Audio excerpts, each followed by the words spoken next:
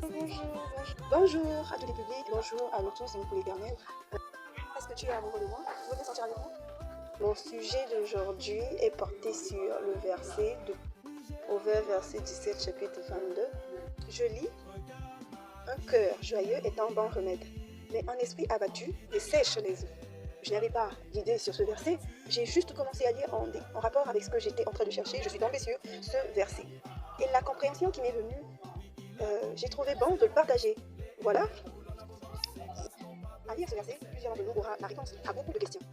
Je vous invite maintenant de disposer vos cœurs et à comprendre le message. Ça nous ramène sur le fait beaucoup. Donc, le point que moi je vais vous parler aujourd'hui en association avec ce passage, c'est dans le sens où il y a parfois des relations, oui, dans l'affaire des sentiments amoureux et dans des relations nouvellement en construction.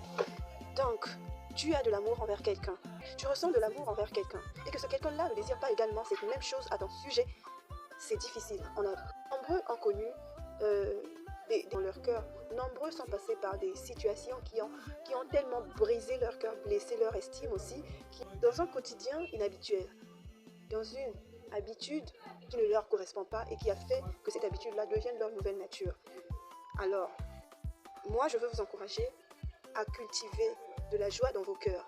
Même si aujourd'hui, plutôt c'est ce que je devrais dire normalement, même si aujourd'hui, la personne que vous aimez, dans votre cœur, avec un sentiment naturel, on ne vous a pas marabouté, vous n'avez pas été influencé pour ressentir cela envers cette personne. Ce que je vous conseille maintenant, je vous assure, je sais ce que je dis et je sais de quoi je parle. La parole de Dieu dit elle-même qu'elle vient pour entrer, elle pénètre dans les cœurs pour soigner et soulager. Laisse ton cœur être en joie. Permets juste des bons sujets, des sujets relaxants, paisibles, de venir dans ton cœur et soulager cette peine-là. Car c'est naturel que lorsqu'on te donne une réponse, là, en refus, ce que tu ne t'attendais pas, ça te blesse, ça te trouble, ça te bouleverse, voire même pire. Donc, moi, je veux vous encourager à lorsque tu poses une question à la fille ou à ce garçon, est-ce que tu ressens la même chose que moi? Aimerais-tu avancer avec moi dans ma vie en tant que mon copain, ma copine, celle ou celui qui va me soutenir en conseil, en financement, en idée, qui va me permettre d'avancer ensemble dans une vie, de construire une vie ensemble et de bâtir un empire? Veux-tu être celui-là ou celle-là?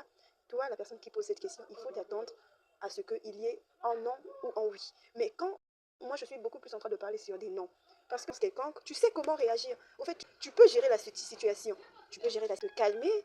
Ensuite, ça va mal te faire, ça va vraiment tourner dans ta tête, mais tu seras calmos. Et la manière que tu aurais pu réagir à une manière plutôt dramatique, plutôt humiliante parfois, plutôt inconfortable, triste aussi, terrible, qui te fera de la peine. Aux chrétiens ou non chrétiens, il faut que nous ayons